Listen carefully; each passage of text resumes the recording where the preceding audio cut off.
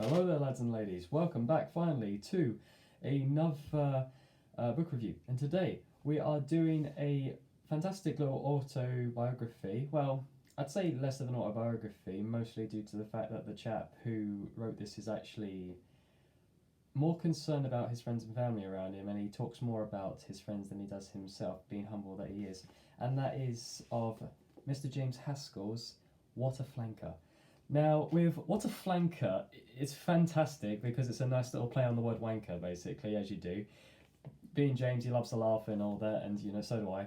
You've got to have a laugh in life, really. And the fantastic thing with What a Flanker is that it takes the seriousness out of rugby, but it leaves some of the seriousness within his life whenever he talks about it, basically. And he has been given a hard life. Well, I wouldn't say a hard life, but he's been definitely screwed over a few times by certain people who he thought he trusted, to his club at Wasps, for certain reasons, like him and his team not being paid certain amounts.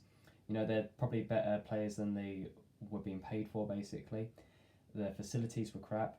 This was before the Wasps club moved down to Coventry, basically, and then even when it did move to Coventry, the clubs were still kind of crappish, basically. And he goes on to explain certain things within his life that kind of brings a smile to your face, really, but also kind of gives light to how dark and depressing the world can be, only if you let it, basically. With James, he's a fantastic rugby player. He's played for England, he's played for France. Well, I wouldn't say he's played for France, but he's played in France. And he's also played in New Zealand as well. He's a 2016 Grand Slam winner, probably one of England's greatest heroes, as I do say so myself, really. He's a fantastic bloke and a brilliant rugby player. And he speaks an awful lot of quite, I wouldn't say low of himself, but he does kind of have some self-doubt when he was younger, basically growing up as young as he was, like from 15 to 35, racked with injuries. His toe was probably the most worrisome trouble with him, because he talks of having fusion surgery, but even then it wouldn't have been enough to get him back into the game of rugby, which was a shame, really, because I would love to have seen him kind of get that redemption. Well, I wouldn't say redemption, because he didn't really need it in a certain sense, because I feel like he's done enough for his country as it was, really. Like, from a rugby fan, basically, I feel like he's done enough for England when it came to rugby, basically. Like, getting a Grand Slam, that's not easy, basically, but it's always thanks to Eddie Jones, who's been a fantastic coach for England ever since, really. Ever since Stuart Lancaster, I believe, tried playing the game wrong in a certain sense. How he tried, I wouldn't say being buddy-buddy with the media, but he kind of used certain aspects from other coaches, from other sports, and tried to implement it into his game. But the problem is, it works because it's in a different sport and because you need to know your players. And I feel like Stuart probably didn't do that with James. Or so he explains, basically. I'm not saying this is like his word, but again, people's emotions and words change throughout the years, basically.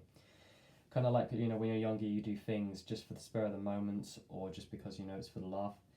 But then, as he explains later on in his book, he kind of hates the word banter, because it kind of like is an excuse to say, oh, well, you're a dickhead, basically, for doing stupid things. And there's this one bit in the book where he speaks about the 2015 World Cup, which was, in some people's mind, kind of a debacle or a disaster. But again, England are probably one of the top tier rugby teams, well, aside from New Zealand, South Africa, and so on and so forth. We're still the only Northern Hemisphere team to have won the World Cup back in 2003, thanks to the likes of Martin Johnson leading the charge, with Jonny Wilkinson, Mike Catt, and so on and so forth, basically. With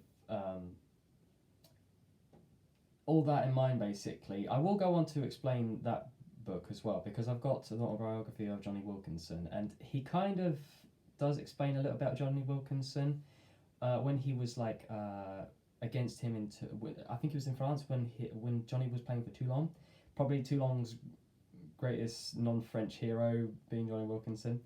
He's standing there right next to him in the little dugout area where they stand before they go out into the stadium, and he's looking at Jonny, and he's got this X-ray like if he had X-ray vision, he'd be burning through the floor, or so he says. Basically, that's how concentrated Jonny was for his games. But as he explains, James basically says it's kind of like an obsession to a certain degree. I wouldn't say it's an obsession. Sorry, it's more about perfection, but it was dangerous types of perfection. I mean, I'm a perfectionist myself, but I wouldn't be so OCD about something where it would cause mental problems along the line or emotional distress, basically. And that's kind of what Jonny had to deal with in the 2003 World Cup. And what James also noticed is that whilst in France they do things to the extravagant, waving flags, there are women basically parading around the stadium with bearing all, basically. And then it was quite this heartbreaking little line that he says on that little page where he says that, if I just focused a little bit more, if I was just a little bit more like Jonny, then I probably would have won World Cups too and all that. But then I think to myself, yes, the competitiveness is good and all, but I feel like you need to enjoy what you do. And I do know James enjoys what he did as a rugby competitor, but he didn't want to be stagnant and do one thing, which is why he went on to do MMA, which I still have not seen a match of his yet, mostly due to the fact that it was probably cancelled thanks to Corona and all that stuff. Another career most likely slumped, unfortunately. But it's honestly, I'd rather him do what he does now, that's DJing, than possibly get an injury later on down the line in MMA, because it is vastly different to rugby. Yes, it's a team sport, rugby's tough, but you have to individually give your all in MMA. And being a martial arts instructor, I know what it takes to put your body through the ringer of conditioning and so on and so forth. Like if you go to places like Thailand, they put you through the ringer when it comes to training your legs and your punches. You basically have to break bones in your knuckles for them to re-harden, so that way your body is conditioned to punch, basically. Well, that's what they would normally do in Thailand, in traditional ye olde Muay Thai, back when you used to wrap your gloves in glass and sand and so on and so forth, when that stuff was still going around. But yeah, it's just good to hear that James enjoyed DJing after the whole MMA thing kind of fell through. Well, it might not fall through, he might still do what he does, but honestly I'm just glad that the man's alright. But anyway, so he goes on to basically explain about in 2015 there was I want to say loosely say scandal, because I don't really believe anything the tabloids say or journalists say, really. It has to come from the mouth, or there has to be hard evidence, which there was none. It was believed that a maid walked into the hotel of James's room with three of the other rugby players. I think Crash Ashton was with them as well, I'm not so sure, but one of the guys said something quite off to one of the to the young maid, something maybe have an Australian kiss, which is basically a French kiss but down under, as you do. Yes, kind of wrong to say, but they did apologise afterwards, and they even had evidence on a camera to basically ask how she's working around at the hotel, and they're just basically just having a chat, basically. And then later on they go to a pub in which she goes to the same pub, gets a bit drunk, falls and hits her head on the concrete, and of course her mum has a field day with that, takes it to the tabloids, and then they try to get 30 grand out of them. At first she comes back to apologise to them, but then basically they're warned not to have the maid alone with them in a room again. I mean, who's going to believe three huge blokes or one innocent looking maid?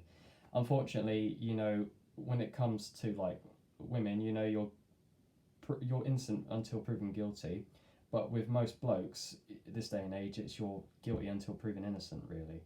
It's just very strange how there is still some of that systemic sexualization when it comes to the genders, basically, and it's kind of upsetting, really, because from what I hear of James, yes, he has a laugh and all that, but I wouldn't think he was anything like the tabloids would make him out to be, like a pervert or anything like that. That's just completely ill-fated. And then when I heard about him going into the jungle, I was really excited because we get to hear more of what he was like as a man, basically. But then for them to basically not show any of the clips of him talking about men's mental health or him taking care of Roman Kemp or, him bonding with Caitlyn Jenner, it was kind of like, what are you doing? You're like making him out to be this person he's not really, and just because he like looks tall and thuggish doesn't mean he is.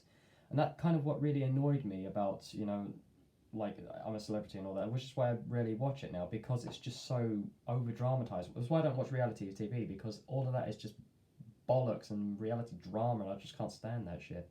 It's partly also why I'm not on Twitter or Facebook, because he goes into very deep detail about how he was one of the first rugby players to finally like sit down, talk with a therapist about certain things that might have been ailing him when it came to mental health and so on and so forth, which is a good thing. It's a nice step in the right direction, and he did that, and an awful lot of his friends kind of came to him to say like, why didn't I do this beforehand? Because obviously, being a rugby player myself, we do get flack for like, not showering with with shorts, when you shower with shorts on and all that. It's kind of like, what are you doing, and all that. You're meant to let it all hang out, and this whole macho bravado bollocks. I never really was one to like be swayed by macho bravado bollocks, really, because at the end of the day, I've proven myself out on the field. I've scored my tries. I've scored my conversions as a decent fly half. I'm not good. I'm not Johnny Wilkinson great, but I'm decent, and I do pull my weight along with the forwards and the backs, basically. That's what you're meant to do as a team. You prove yourself on the field, you stick with your mates. It's that camaraderie that you get from rugby that you don't get from many other sports, basically. Well, I would say you would with team sports, but I feel like with rugby, it's more the fact that you have to rely on your team to keep you pushing forward and to keep the backs scoring, basically. The forwards drive you forward to get those tries, and the backs keep the points up by like making those plays to get there to the try and to get the conversions, so on and so forth. But it's not all serious. Basically, he does go on to like tell this funny story about how he's on the top of a French building, like tackle out whilst prancing like a pony and all that. He was not really all right with it at first, but then when he kind of heard that, like, oh, I'm getting paid and so on and so forth, and you know what? I don't care about the embarrassment. If I'm going to be a prancing pony, I'm going to be the golden stallion there is. Or one of the chapters says that he's this gold. I'm going to be that golden stallion or something like that. And he pranced his heart out, and I say, good on you, mate. Good on you. And then I kind of like really loved it because I watched the 2016 Grand Slam, and I was so happy to see James finally get a little bit of like enjoyment out of what he did playing for England, basically, because there have been so many times where the RFU have been trying to stop him from being the England captain from time to time or play for England, which is why I think it was a good idea for him to go to France to do what he did, basically, and to go to New Zealand, because there he met new people, he learned new things, basically. And he has this very unfortunate rap of like being known as like a bit of a dickhead, which I don't understand really, because he's probably one of the nicer chaps you'll ever see, really, or come across.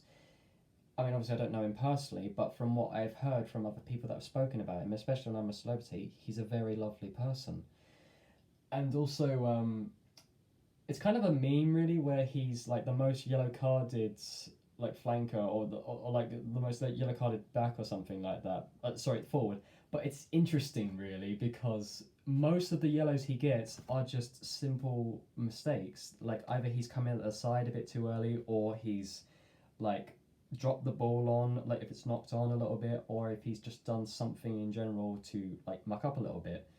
But because like a rugby player like has a bad weekend, it doesn't mean he's bad. He's just like made a miscalculation, or it's just obviously a bad weekend. Like I like how we can look at like what happened in 2015, where England was so close to winning the Grand Slam, or not the Grand Slam, but to win like the Six Nations, but then to even beat France, but let's just be behind by like 13 or 20 odd points or something like that. That was very a good, memorable moment as well, because that was when Nigel Owen, bless him, He was explaining something to Christopher.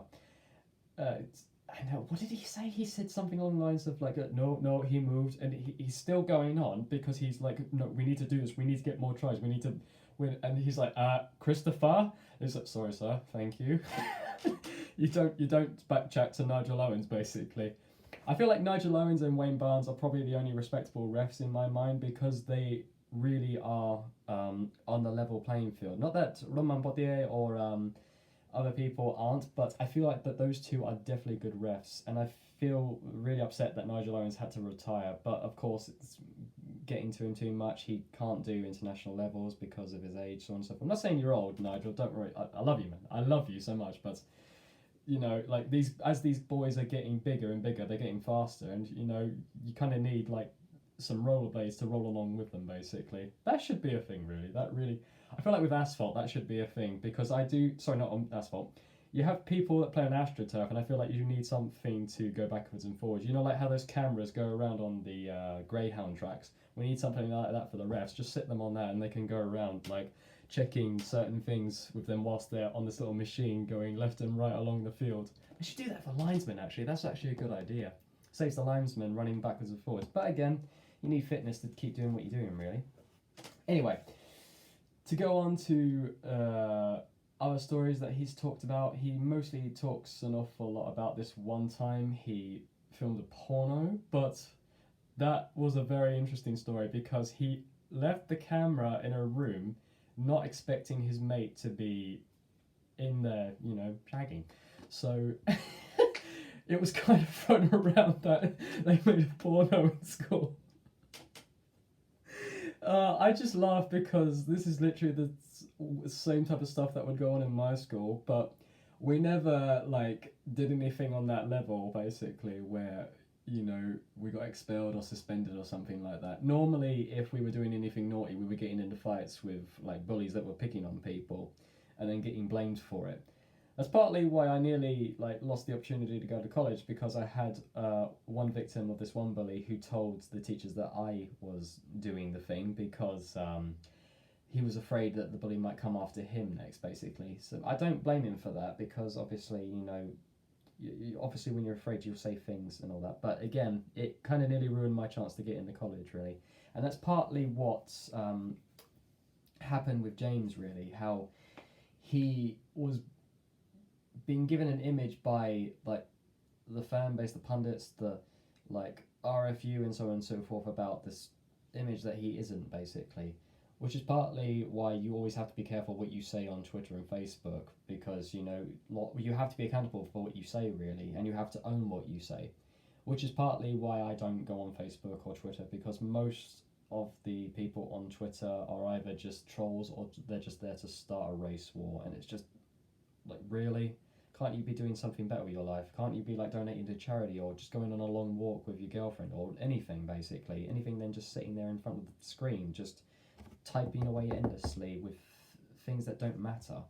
Just enjoy life and enjoy what you do, basically, because you only have one life and you should enjoy it to the best of your abilities, really.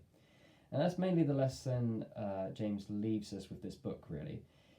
It's got an awful lot of laughs. It tells an awful lot about the goods and bads and funnies with people that we all know, from Eddie Jones to Stuart Lancaster to Delagio. He talks so much about Delagio. He loves Delagio. How he kind of is portrayed as like sort of like this Don boss from a Godfather film, basically, because, you know, obviously he's a fantastic rugby player, but also he's probably been more favoured by the RFU than most others, basically. He doesn't hold back. He doesn't pull punches in this book, and that's a good thing. I love an honest man, and James is definitely that. But yes, with this book, it's quite well known. It's been picked up by pundits alike. It's a very good read, very funny. I found myself rolling on the floor in tears in certain sections. Obviously, I'm not going to tell you all of what goes on in this book, because then it will just ruin it for you. Of course, this is a review, but then if I just tell you what happens all the time, it's never going to be the same. You have to read it to really enjoy it. So, that is What a Flanker by James Haskell. Very lovely man, and very fantastic rugby player. You've done an awful lot for your country, James. We're proud of you, and don't ever think down on yourself, because you've done us proud and you've done yourself proud, mate. Thank you very much, mate.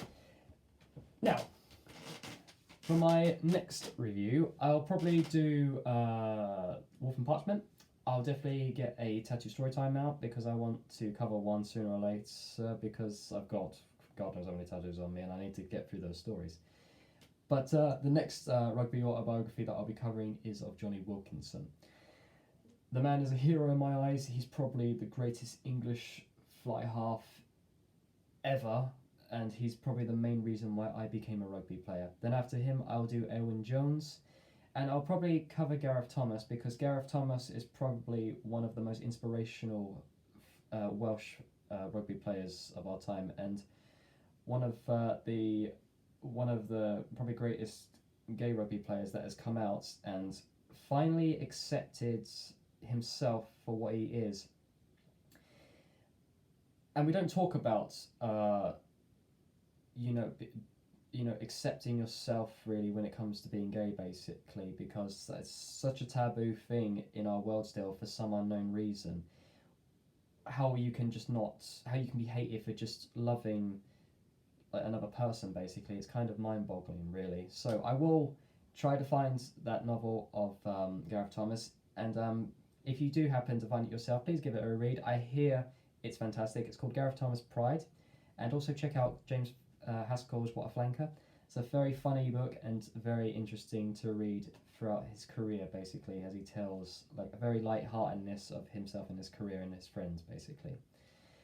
So thank you ever so much for watching, and yeah, just take care and have a beautiful, wonderful, fantastic day, my friends. Take care, Jared.